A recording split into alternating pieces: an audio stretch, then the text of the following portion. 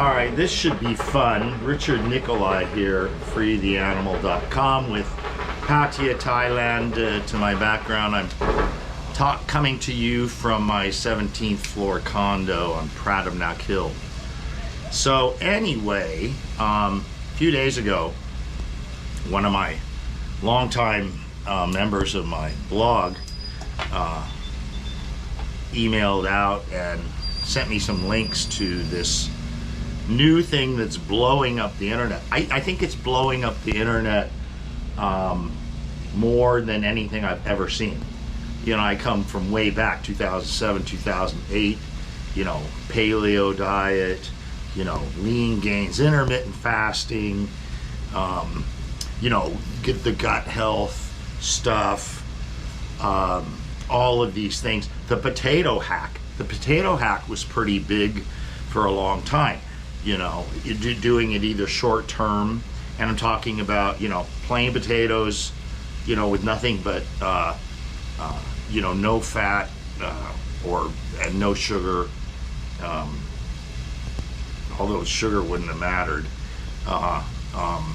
Condiments, you know, and a favorite was like malt vinegar, you know, salt and pepper, stuff like that. So you eat them plain, and it's fabulous. It was fabulous for weight loss, and some people even took it to extreme for long term and lost a lot of weight. And potatoes are actually fairly nutritious, and they do have complete protein, though it's low, about 5%. So potato diet worked. That was one big hack. But I don't really, you know, everything else is just another version of low carb. And I was always a low to moderate carbohydrate. It's just how I naturally ate, you know, because I eat animals, and, you know, I eat land and sea and inland water food. And here in Thailand, often some weird stuff like bugs and frogs. Out in Isan especially, they know how to eat everything out there. You can't starve here. Food grows all around you, and it's everywhere. And they eat, you know, people think that maybe they eat, like their diet is mostly plant-based. It's heavy in plants, but a wide variety of plants. Fruits and stuff, even like stuff you would see growing on the side of the road that looks like weeds. They'll stop and they'll pick it, and they'll eat it, you know, with their food. But here's the thing. I've never seen a meal that didn't have animal you know, some sort of living organism protein in it, be it land or, like I said, sea or inland water. The thing is they don't eat a lot of it, but they eat a vast array of it. So very nutritionally dense. You know, it's the so-called nose to tail sort of eating. But I was always, it's like weird, you know, so you see a plate and it's got like lots, and there's like, typically they have vegetable plates, different like green stuff. It's just a bunch of different green stuff. And then some of it's in soup, some of it's in little kind of like chili dishes, you know, a kind of a chili mix or something. And then there's and then there's like the rice, you know, ubiquitous rice, and sometimes noodles. Rice noodles typically, although egg noodles or wheat noodles are available, yellow noodles. But you know, a plate would be like 2/3 rice, and you know, and then the other 1/3 would be the green stuff, and then whatever the protein was, you know. So when I started hearing about this new fad, the sugar diet, I got an epiphany. I said, that's why Thais who eat traditionally, you know, not at 7-Eleven, are so crazy lean. You go out to Isan, where I know two places quite well, Sisaket and Mukdahan, girls. So out in Mukdahan especially, the older folks there, there's actually, you say Thai food, but the folks there don't eat Thai food. The older folks especially, they eat Isan food. Because Thai food uses cooking oil. Isan food uses 0 cooking fat ever. 0.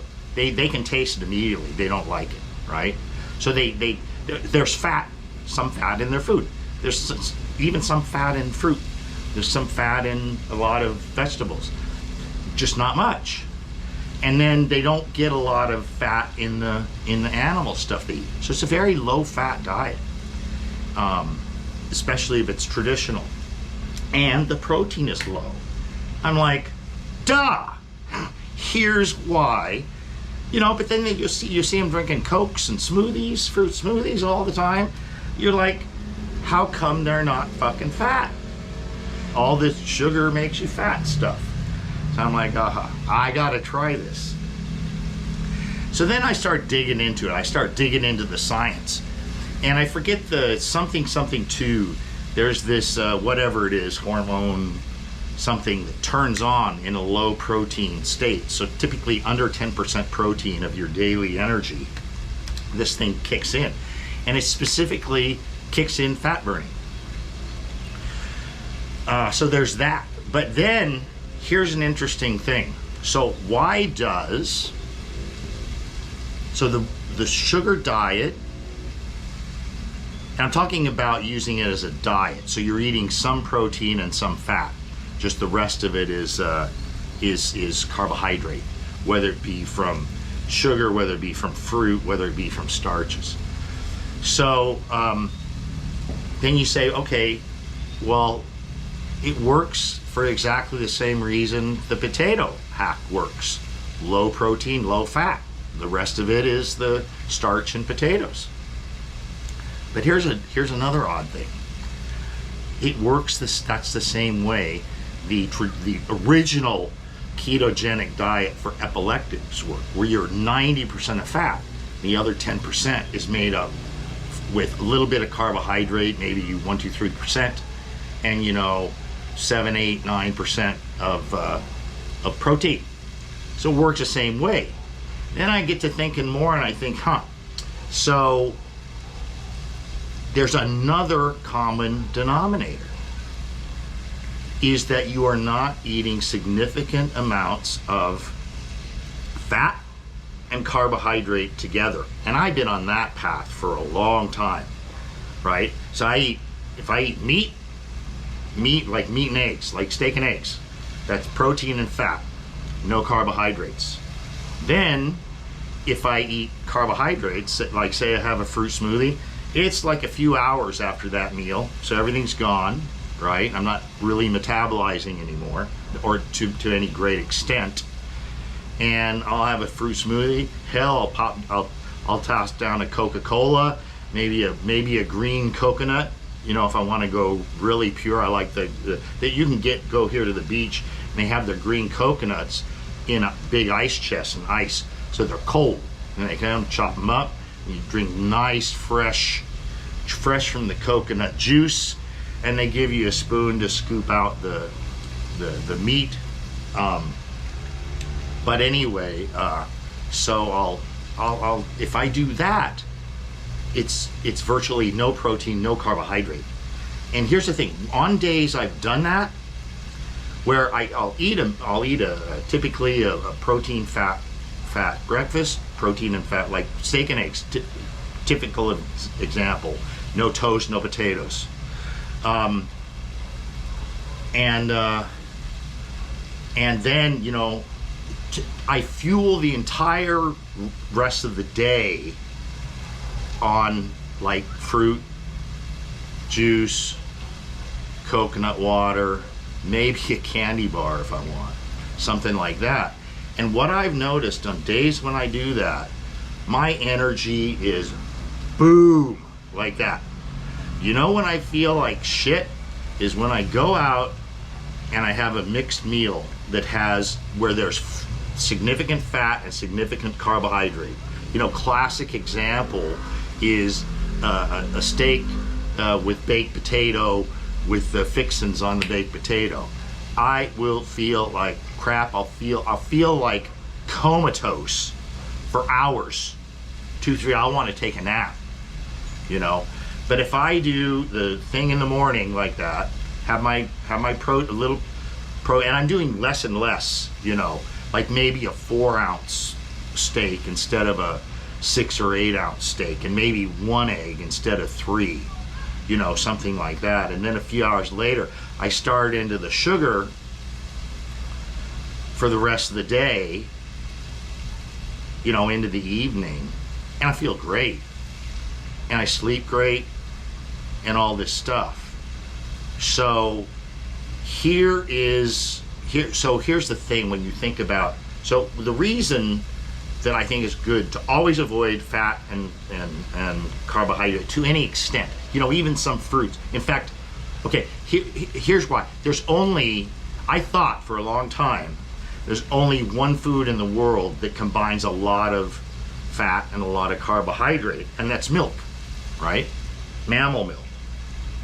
But what is mammal milk designed to do? It's designed to grow you. It's designed to grow a mammal. It grows lean tissue, it grows fat tissue, it grows bone tissue, it grows brain tissue. It grows. It's meant to grow everything, right? So it's probably not, it's probably weaning is for a purpose, and then no other foods combined. You have all your vegetables and fruits and starches. They have little to no protein and little to no fat. They're just carbohydrates, right? Except I found one. There's one other food, and I searched far and wide, one other food that I found, and I love it. It's here in Thailand in abundance, and that's durian fruit. Durian fruit has actually significant fat and carbohydrate in the same package. It's the only other food I've found. And I love it. Anyway, so generally speaking, if you look at the millions of kinds of foods on the earth, it's either high protein. It's either high protein and fat combined, or it's carbohydrate, almost no protein and fat. That's the general rule. So why shouldn't you model that way? So this could crash the whole kind of paradigm. Should you eat fat or should you eat carbohydrate? Well, you can eat both, just not at the same time, and should be separated out by a few hours, but then pound it. And the energy just speaks for itself. And just brain fog. Popping. When I'm on that sugar throughout the afternoon, I don't have that 4 p.m. crash, want to take a nap. Nothing like that. Nothing at all like that. So that's my story. Like I said, I've been doing this kind of thing just accidentally for a while, now and then, not every day. Although I was kind of approaching that way, and then I hear about the sugar diet. I start looking into it, and I'm like, wait a second. That models pretty well the sort of things I've been doing from time to time as I figure this thing out, because like I said at the beginning, I see these Thai people and I can't figure it out. They eat all these carbohydrates and sugars and stuff like that, but what's the secret? Their fat and protein is low. But on the good side, their protein is very widely varied, way more than a Westerner, way more. You wouldn't believe the vast array of animals, land, sea, inland water animals that they eat. So anyway, I think that's about it. And I'm writing about it on the blog. I've got one post up, and then I've got I've been taking some food pics and stuff like that. So this is just so much better than them doing the doom scroll every day through all the fucking political news. Boring. And the most boring thing of all is everybody's hot takes on everything. And not just the posts and the retweets, but the comments. Everybody has an immediate judgment They know it all, and their judgment and their hot take is tantamount to God's word on the subject, and it's so boring. So I'm glad to be sinking my teeth into something, so to speak. Okay, I'll be back.